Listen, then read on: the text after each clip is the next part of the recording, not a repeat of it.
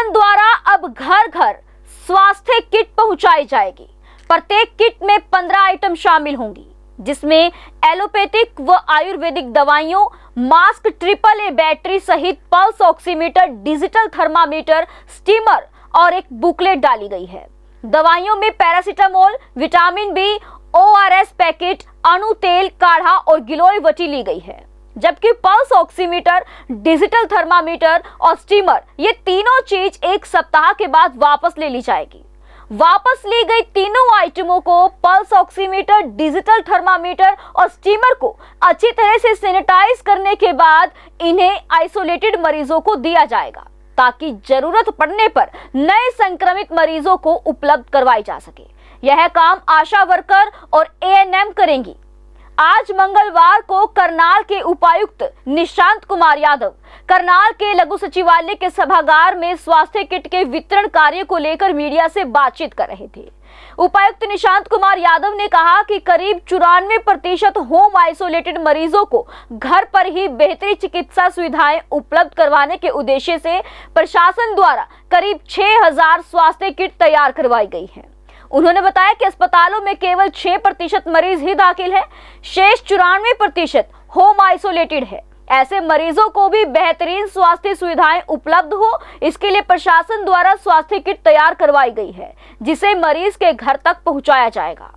उन्होंने बताया कि गत दिवस तक जिला में करीब 4200 होम आइसोलेटेड मरीज हैं, परंतु प्रशासन ने 4200 होम आइसोलेटेड मरीजों की बजाय 6000 किट तैयार करवाई है। इनके वितरण का कार्य आज से ही शुरू हो गया है। प्रत्येक दिन नए होम आइसोलेटेड मरीजों तक इनको पहुंचाया जाएगा।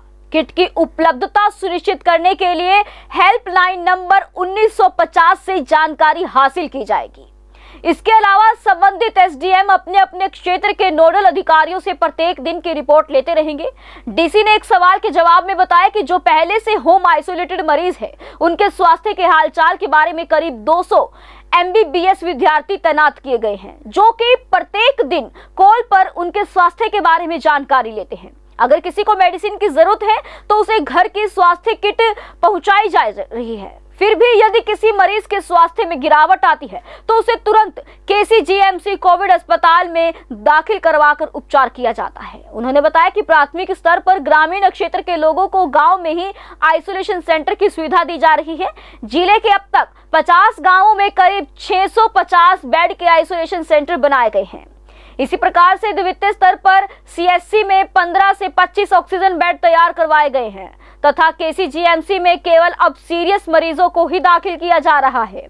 उन्होंने लोगों से अपील की कि जिस भी व्यक्ति में कोरोना के लक्षण दिखाई दे, वे तुरंत अस्पताल में रिपोर्ट करें, अपना सैंपल दे, ताकि कोरोना महामारी को हराया जा सके। एक घर पे ही उनको किस तरीके से उनका ध्यान रखा जाए, क्योंकि लगभग 94% जो हमारे लोग हैं जो कोविड पॉजिटिव, वो घर पे रहते हैं। तो ऐसे में ये बड़ा अभी तक जो हम देखते हैं, फोकस हमेशा सिर्फ उन 6% पे रहता है जो अस्पताल में भर्ती हैं, कि अस्पताल की कैपेसिटी कैसे बढ़ाई जाए, वहाँ पे किस तरीके से ज़्यादा लोगों को ट्रीटमेंट दिया जाए, बेड्स कैसे बढ़ाए जाएं।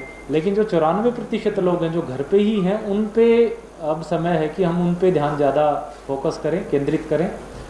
तो इस सिलसिले में इसका उद्देश्य एक ये भी है कि अगर लोग घर पे जो हैं उनका ठीक से ट्रीटमेंट होता है, अर्ली डिटेक्शन संभव होता है, तो लोगों को स्वास्थ्य बिगड़ने से बचाया जा सकता है। उनको हॉस्पिटलाइजेशन की कम से कम ज़रूरत पड़े, जल्दी ही हम कैच कर लें कि उनकी सिचुएशन ख़राब हो रही है। तो उसके लिए हेल्थ केयर के 3 टियर सिस्टम हमने बनाए हैं। एक तो आप लोगों को मालूम होगा, डोर टू डोर सर्वे शुरू हो चुका है हेल्थ डिपार्टमेंट का। हर एक गांव में जो है, अभी तक हमने 50 हॉटस्पॉट गांव आइडेंटिफाई किए थे, वहाँ पे ये प्रोसेस है। आगे धीरे धीरे करके सारे गांव में शुरू करेंगे। एक फील्ड टीम और एक हेडक्वार्टर टीम जो हमने बनाई है, उनमें वहाँ के जो आशा वर्कर हैं, ANM हैं, स्कूल टीचर्स हैं, आंगनवाड़ी वर्कर्स हैं, ये लोग हैं, और घर घर जा कर के वो कोविड के सिम्टम्स का पता कर रहे हैं। जैसे ही किसी भी घर में ये पता चलता है कि सिम्टोमेटिक कोई पेशेंट है, तो उसका रैपिड एंटीबॉडी टेस्ट कराते हैं, और अगर वो पॉजिटिव आता है और उसको माइल्ड सिम्टम्स हैं और घर में आइसोलेशन की व्यवस्था नहीं है, तो विलेज आइसोलेशन सेंटर्स बनाए गए हैं। लगभग 650 बेड उसमें क्रिएट हो गए हैं अभी तक 50 गाँव में। तो लोगों के पास ऑप्शन है कि वो विलेज आइसोलेशन सेंटर में आकर के और अपना आइसोलेट हो जाएं। मैं ये हमारा प्राइमरी लेवल हो गया। मैं स्पष्ट कर दूं कि वहाँ किसी भी तरह की ऑक्सीजन की वो सुविधा नहीं है। वहाँ सिर्फ जो माइल्ड पेशेंट्स हैं उनकी मॉनिटरिंग के लिए है कि उनकी ऑक्सीजोमीटर से उनका ऑक्सीजन की नाप लिया जाए रेगुलरली, और उनको आइसोलेशन के लिए जगह दे दी जाए ताकि वो अपने परिवार के बाकी लोगों पे कोरोना ना फैला पाए। तो ये हमारा प्राइमरी लेवल है, विलेज आइसोलेशन सेंटर। वहाँ से अगर कोई पेशेंट सीरियस होता है और उसको ऑक्सीजन की रिक्वायरमेंट होती है तो सेकेंडरी लेवल हमारा CHC का है। करनाल में जितनी भी CHCs हैं सारी की सारी जगह 15 से 25 बेड तक का हमने ऑक्सीजन बेड्स की व्यवस्था शुरू कर दी है, और मैंने पर्सनली खुद विज़िट करके सारी CHCs देखी हैं। व्यवस्थाएं सब जगह अच्छी हैं, ऑक्सीजन बेड्स अवेलेबल हैं। तो विलेज आइसोलेशन सेंटर से शिफ्टिंग जो है, जिन जिनको ऑक्सीजन चाहिए वो वहाँ होगी। तीसरा लेवल अगर वहाँ भी किसी को दिक्कत है तो कल्पना चावला मेडिकल कॉलेज में फिर वो टर्शरी जो हमारा है वो, या फिर कोई प्राइवेट हॉस्पिटल वहाँ एडमिट हो सकता है। तो इस पूरे प्रयास से हमारा फोकस है कि जो कल्पना चावला मेडिकल कॉलेज में पहले ये थी कि जैसे ही किसी को भी ऑक्सीजन भी चाहिए होती तो सीधा यहीं आता था, तो यहाँ कंजेशन कम किया जा सके, यहाँ सिर्फ सीरियस पेशेंट्स ही रखे जाएँ। और इसका नतीजा ये हुआ कि लगभग 50-60 की करीब पेशेंट्स आज की डेट में हमारे CHCs में एडमिट हैं जो otherwise Kalpana Chawla medical college आते हैं। और इसलिए कल्पना चावला मेडिकल कॉलेज का रश जो है, वो भीड़ है, वो अभी थोड़ी कम हुई है, और वहाँ सिर्फ जो सीरियस पेशेंट्स हैं उनको बेड अवेलेबिलिटी, उनकी आराम से उनको बेड मिल रहा है। इसके अलावा 200 MBBS स्टूडेंट्स की ड्यूटी लगी है कि वो होम आइसोलेटेड पेशेंट्स को कॉल करते हैं दिन में 2 बार, और उनसे पूछते हैं कि उनका हेल्थ कैसा है, और उनकी इंडिकेटर्स पूछते हैं, ऑक्सीजन सैचुरेशन कैसा है, टेम्परेचर कैसा है। तो इस किट्स में चूँकि ऑक्सीमीटर भी रखा है और थर्मोमीटर भी है, तो अब उनके लिए पैरामीटर्स बताना ईजी होगा। उससे हम डिटेक्ट कर सकते हैं कि किसकी सिचुएशन घर पे ख़राब हो रही है, और उसको तुरंत एम्बुलेंस भेज करके हमने एक जो 100 बेड का फील्ड हॉस्पिटल शुरू किया है हीना बैंकेट हॉल में वहाँ पे, और अब हम 50 बेड का कंसनट्रेटर के साथ शुरू कर रहे हैं फूसगढ़ में। तो फूसगढ़ में भी अब पहले जो कोविड केयर सेंटर था सिर्फ बिना ऑक्सीजन के, अब वहाँ 50 ऑक्सीजन बेड लग जाएंगे। कल हमें 100 कॉन्सेंट्रेटर्स मिल गए थे, उनका इस्तेमाल करेंगे। बाकी 100 कॉन्सेंट्रेटर भी 2 दिन में आने की संभावना है। तो उसके बाद हमारे पास ऑक्सीजन की या कॉन्सेंट्रेटर्स की कमी नहीं रहेगी। 26 रूरल PHC हैं, 7 अर्बन PHC हैं, तो इन 33 जगह पे हम इन किट्स को एडवांस में आज ही पहुंचा रहे हैं। डेली 7 बजे तक हमारे पास उस दिन की कोविड पेशेंट्स की लिस्ट आ जाएगी। उसके बाद अगले दिन सुबह से किट बांटने का काम शुरू हो जाएगा। वी विल मेक श्योर कि जो पेशेंट जिसको भी कोविड पॉजिटिव आता है 24 घंटे के अंदर अंदर उसको ये किट मिल जाए।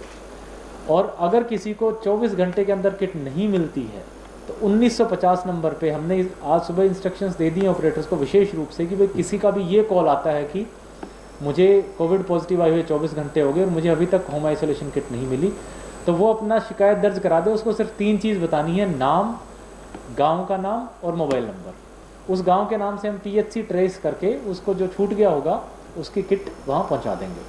तो हमारी ये पूरा एफर्ट रहेगा कि विदिन 24 आवर्स हम ये होम आइसोलेशन किट जो भी कोई पॉजिटिव आता है उसको दे दें। इसके लिए हर एक PHC स्तर पे हमने एक XCN, तहसीलदार, BDO इस रैंक के अधिकारी लगाए हैं, वो अपनी पूरी टीम इस्तेमाल करेंगे।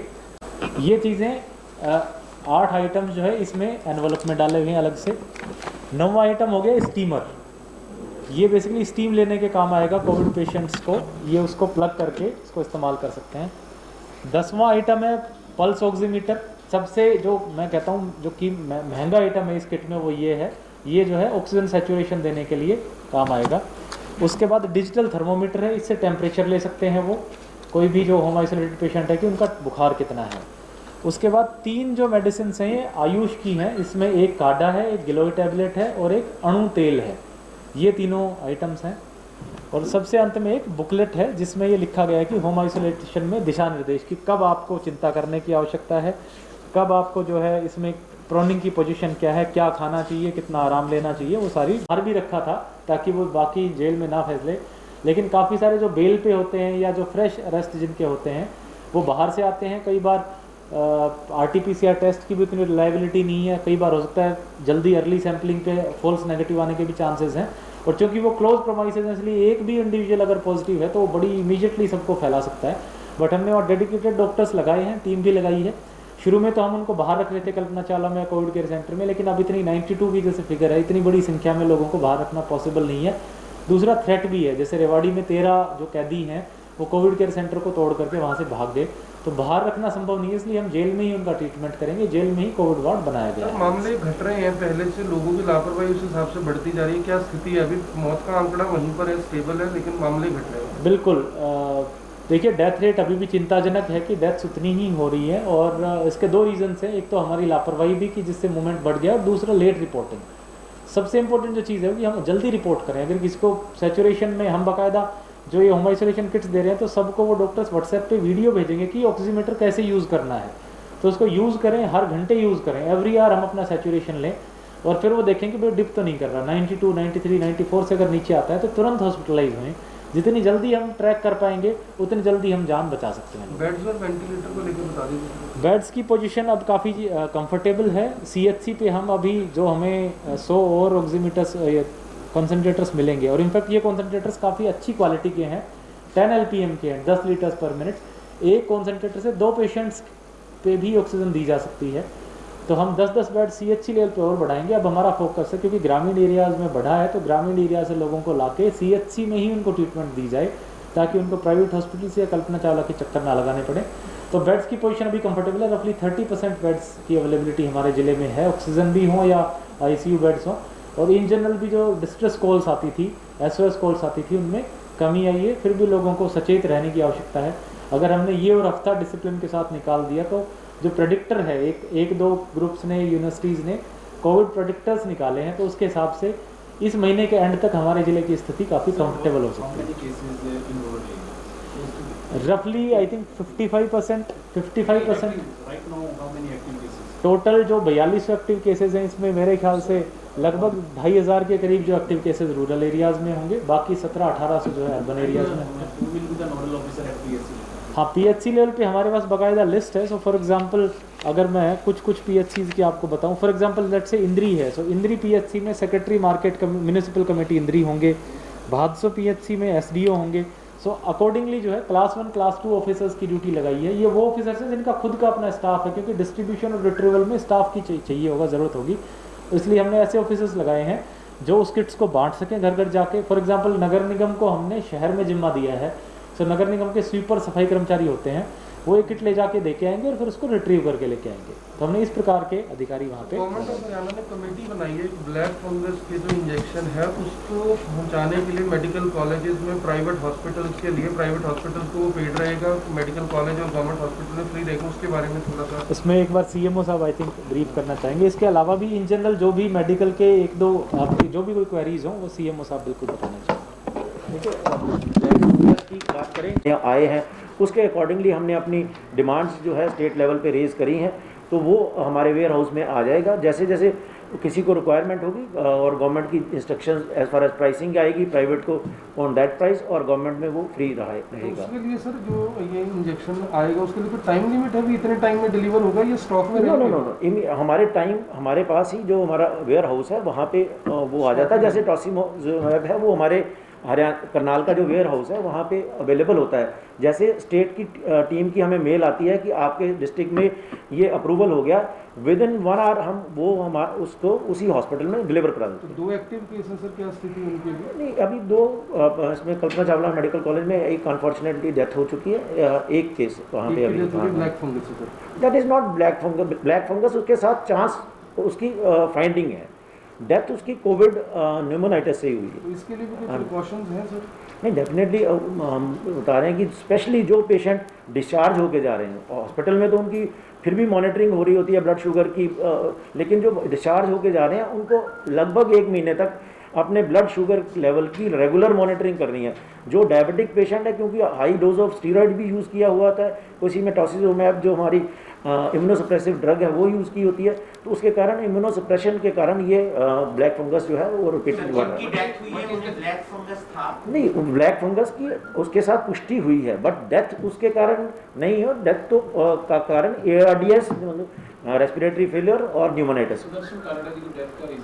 नहीं, वो भी उसमें भी जो हॉस्पिटल ने हमें सूचित किया है जो डिटेल में, उन्होंने वो pneumonitis with this respiratory failure. तो उसका सर इलाज था ब्लैक फंगस का वहाँ पे कोई हमारा करनाल में ट्रीटमेंट था सर उसका, जो सुदर्शन कांडा जी कोई? नहीं देखिए, ये तो कहना अभी मुश्किल है कि क्यों वहाँ पे किस लेके गए, वो तो अपनी पर्सनल चॉइस भी हो सकती है, हाँ फैमिली के। लेकिन देखिए, बहुत सीरियस पेशेंट जो हमारे कल्पना चावला में और भी सीरियस पेशेंट जो है हम एडमिट करते हैं। ठीक है, थैंक यू।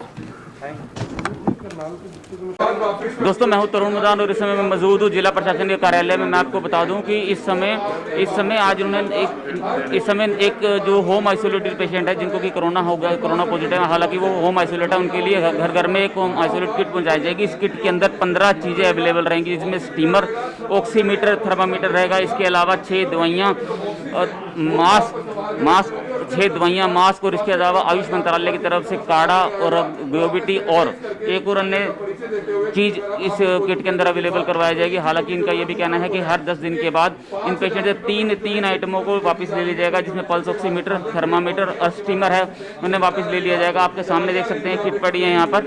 इस किट के अंदर पूरे का पूरा सामान है। और इसके अलावा प्रत्येक करनाल में किसी भी तरह से बेड और ऑक्सीजन की कोई कमी नहीं है। और अभी तक जो कोरोना के मरीज हैं उनका ग्राफ लगातार नीचे जा रहा है, लेकिन मौत हो रही है कोरोना की वजह से, उनकी संख्या लगातार स्टेबल है। फिलहाल उसके लिए जिला प्रशासन कार्यरत और प्रयास रहता है।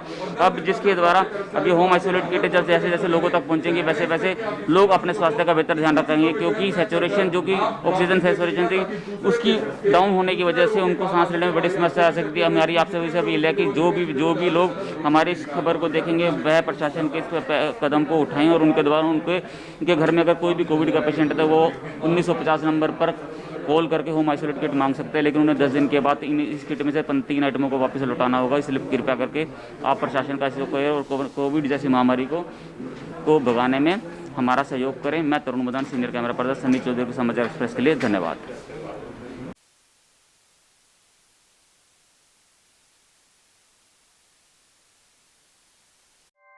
ऐसे ही लेटेस्ट खबरें पाने के लिए बेल आइकन को क्लिक कर हमारे चैनल को लाइक, शेयर एंड सब्सक्राइब करें।